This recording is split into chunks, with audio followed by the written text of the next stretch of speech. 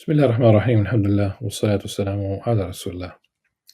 We continue reading from Imam Al-Ghazali's Jawahir al-Quran, the Jews of Quran and Spares. We have reached Surah Al-Nahl, the chapter named after bees, and that's exactly where we have ended the very last session. We mentioned verses 68 to 69 that describe how the bees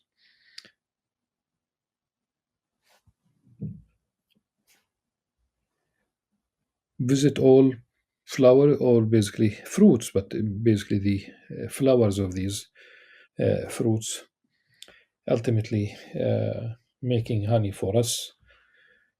We said that we ended that session with something sweet. We talk about the honey. One of the things that we spoke about is that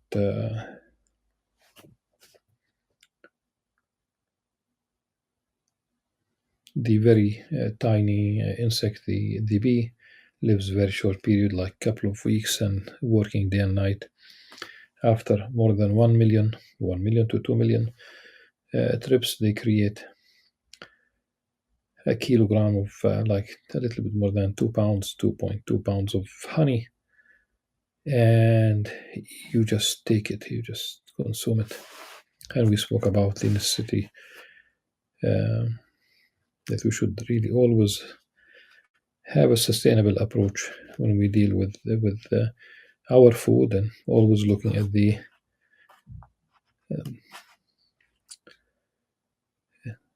our behaviors, the impact on nature, on the ecology, on the animal kingdom. We are still moving in the direction of verse 89. The next theme is verse 70. والله خلق ثم يتوفاكم ومنكم ما يرد إلى أرذل العمر لكي لا يعلم بعد علم شيئا إن الله عليم قدير.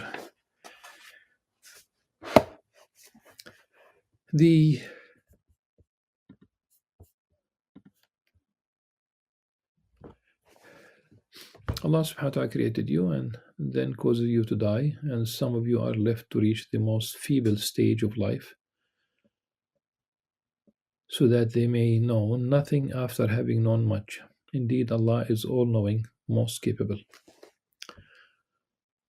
Subhanallah, Allah subhanahu wa ta'ala created us.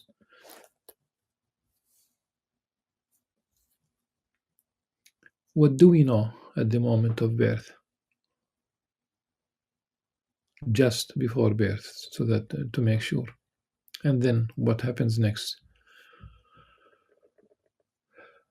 Practically, we don't know much. We have the innate knowledge, not acquired knowledge.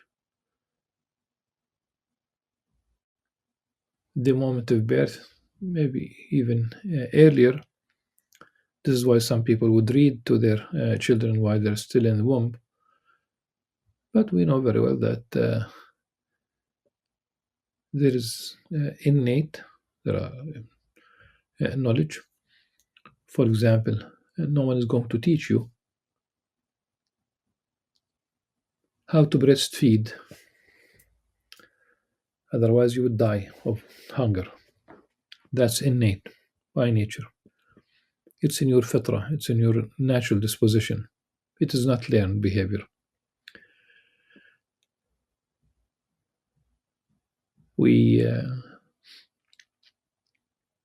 As we crawl, we are aware of the danger associated with depth, still innate knowledge. We do have the capacity for knowledge. Allah subhanahu wa ta'ala bestowed on us this wonderful brain, 86 billion neurons, different parts responsible for different actions, different processes. And it's a gift in both senses. where the females have the language ability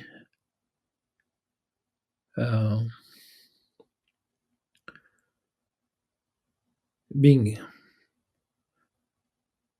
more advanced than the analytical knowledge.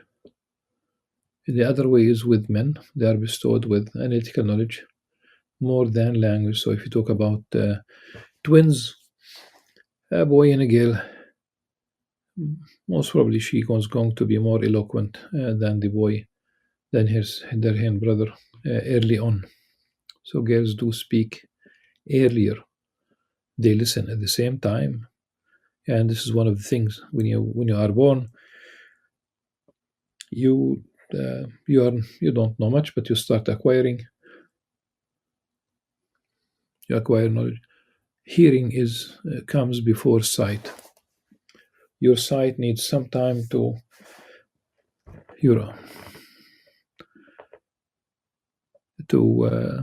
grow, to develop, and you start acquiring the knowledge, and at one point you start deciphering. You reach the age of discernment. But hearing and the seeing and the other senses.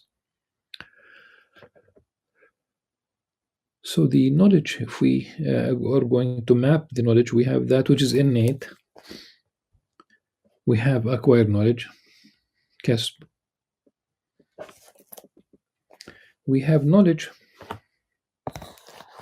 that is granted to some people. They are not prophets, because for the prophets it's going to be a revelation, and really we have revelation that stays with us, but no more. There could be inspiration.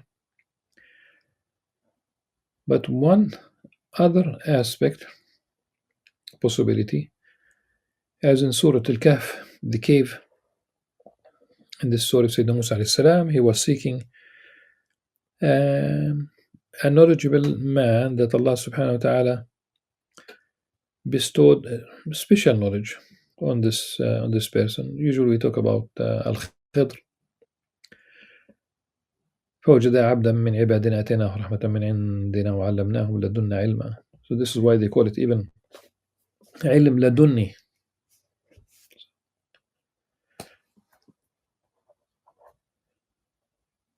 It's not acquired, and it's not innate, and it's not revelation.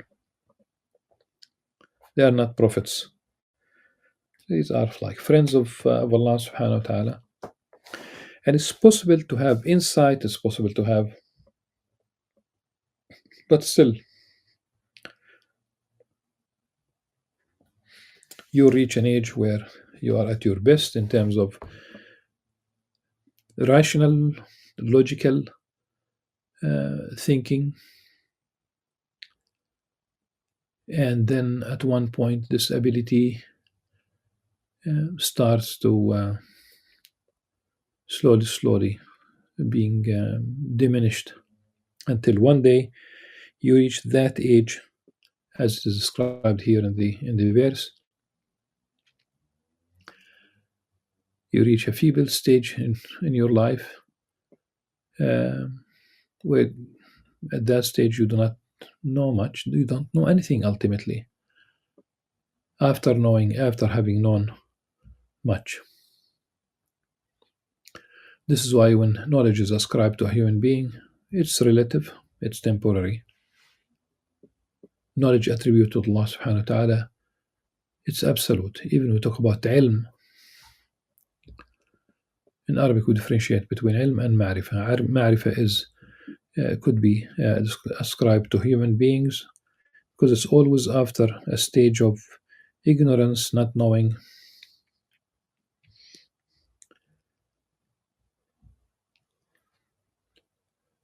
Very accurate in terms of stages. This is why the Prophet ﷺ, in hadith narrated by Al-Bukhari, when he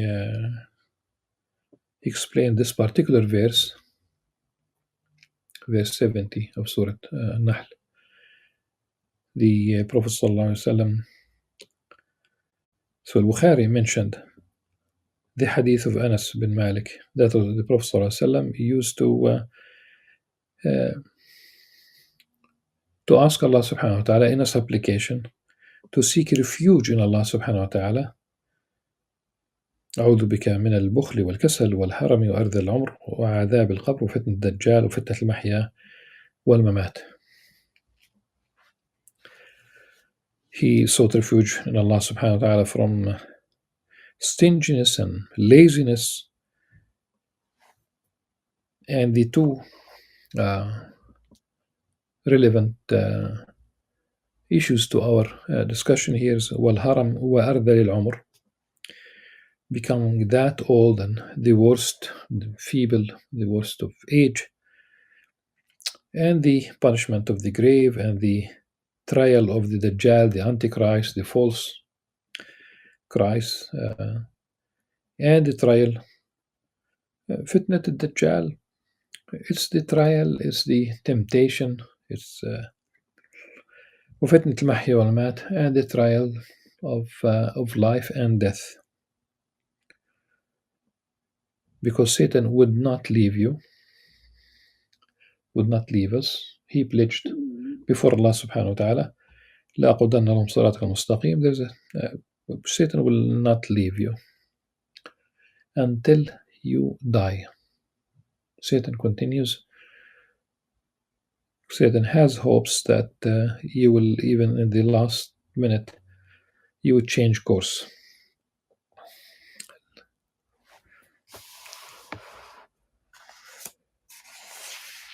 One should be very careful. Any human enemy might one day become a friend.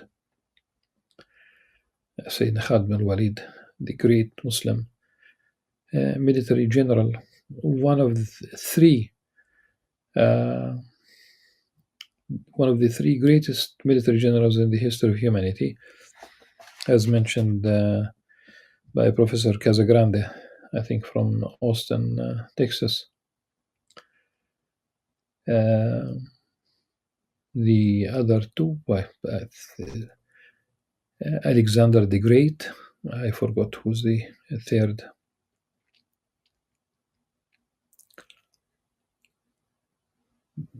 One of the three greatest generals. He was a non-Muslim, and he was leading the polytheist, the pagan Meccan army against the Muslims.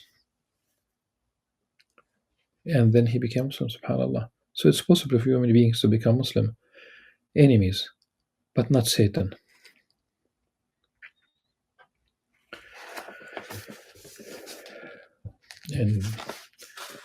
In Arabic poetry, the Mu'allaqa, the poem of Zuhair.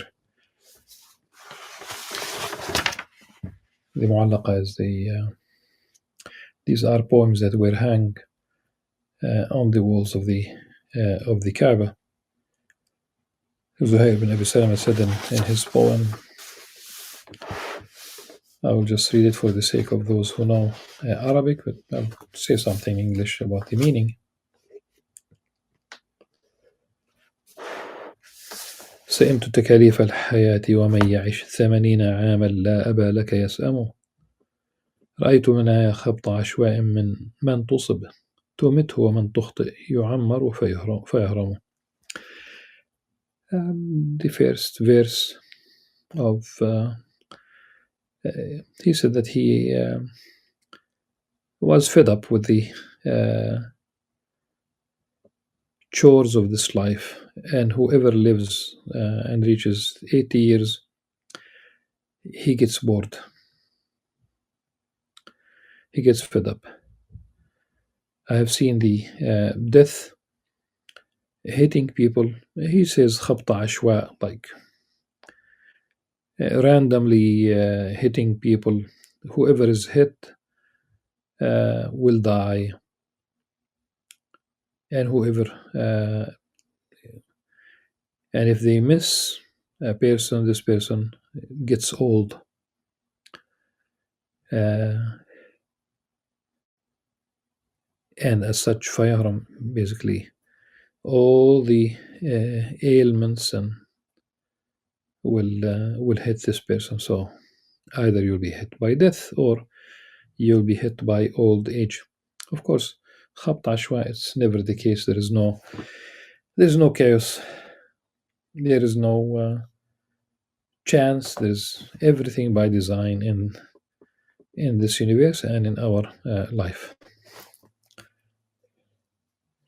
Knowledge is a very important topic, and the concept of rizq, I understand it to be كل أنه بده هؤلاء من عطاء ربك وما كان عطاء ربك محظورا.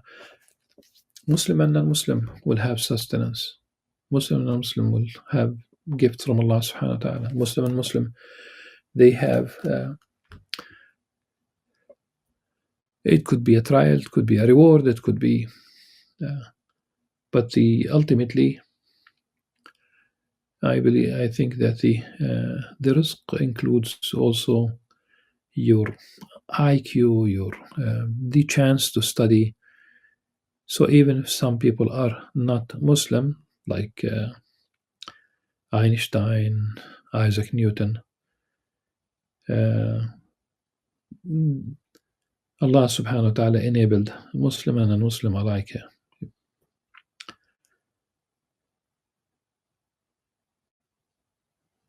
One might mention the Muslim mathematicians and physicists and chemists and astronomers, but the idea is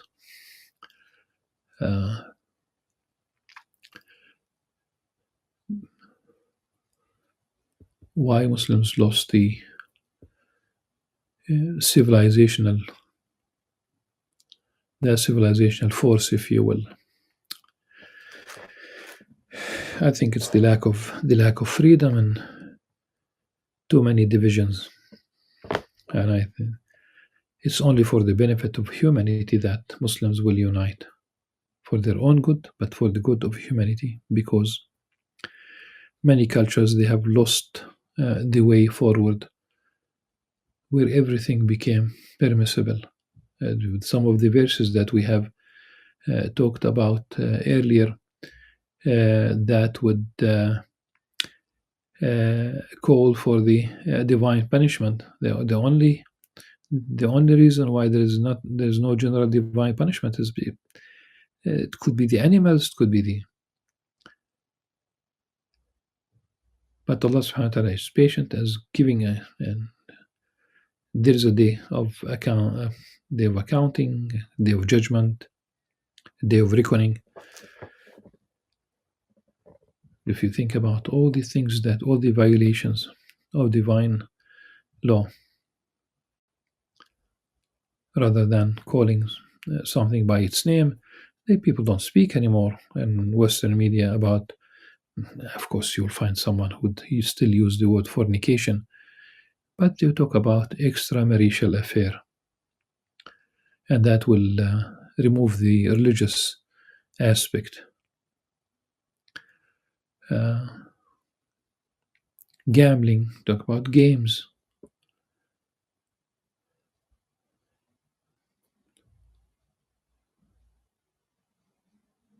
And in the name of human rights, they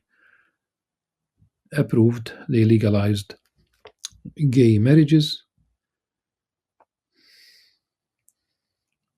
They legalized abortion without any. Muslims are neither Republicans nor Democrats in American terms, neither prohibiting abortion in the absolute sense, nor permitting it without restraint. Remember the Roe versus Wade case. If there is the primary position is that the moment there is fertilization, it is respected. If there is danger, life of the mother is endangered, very weak heart, medical conditions, stage 4 cancer, maybe, I don't know. But it is not the Muslim scholar who will ultimately decide. It's a trusted physician. It would be a trusted committee of physicians.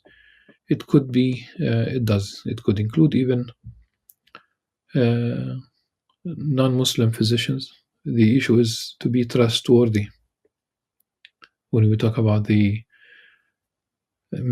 medical condition, deciding that the mother cannot go ahead because the life of the mother is in actualities, actual is real, and the life of the future life of the fetus is in potentiality. At any rate, the problem is, again, many vices became legalized. Drugs, marijuana is legalized, despite the problem with alcohol. And now the USA General Surgeon stated that alcoholic products should have a warning, pretty much like cigarettes have a warning that they are hazardous to health. The human being is therefore is born as a tabula rasa, if you will. But we should also remember that today we have known this from the Qur'an, that the hearts play a role. We don't talk about the heart as a pump, but the heart does have physically does have neurons, okay, and so لهم قلوب لا يعقلون بها. They have hearts with which they do not reason. So it's not only metaphorical. Literally today it is established. This is in the Quran. There is no way that Prophet Muhammad ﷺ would have known this. This is pure revelation, and this is why we continue to understand things that have been mentioned before in the Quran. And in order to worship Allah subhanahu wa ta'ala properly, you need knowledge. And in fact, when we talk about knowledge, it's always coded linguistically, and Allah subhanahu wa ta'ala bestowed on us the ability to learn the language, the infrastructure, if you will. It's in our brain. And our thinking takes place in language, receiving the message, understanding the message, sharing the message. It does take place in language. I think this is, inshallah, enough before, rather than moving to another theme. We'll postpone the other themes to the next session, inshallah. Until then, subhanakallah wa bihamdik, ashhadu an la ilaha illa anta astaghfiruka wa atubu ilaik. Assalamu alaikum wa rahmatullahi wa barakatuh.